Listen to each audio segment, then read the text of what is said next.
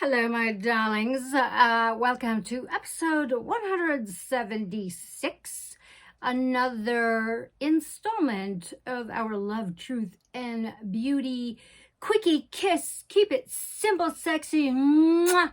Installment number, I believe it's 13. Okay, so death and transformation here because there's a lot of hoopla around exiting the matrix and what that's all about, given all the various worldly shit shows within the matrix. Now, I want to caution you because what we don't want to do, kids, is we don't want to attract attention from the matrix watchers and gatekeepers by being an irritation to the matrix.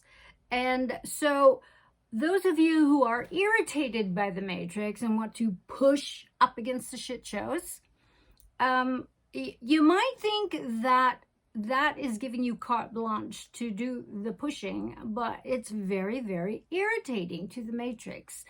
And so the pushing up against will actually allow you to keep getting usurped by the matrix of your life force energies and creating more and more and more of the shit show.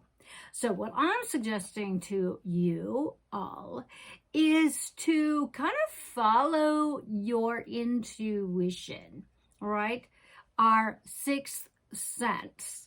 Because when you start engaging your intuition, what you are actually doing is you are actually practicing what it is to be a seven-sense human being, activating your intuition and removing yourself, exiting the matrix by being in your intuition, your sixth sense. Because in the matrix is limited to five-sense reality.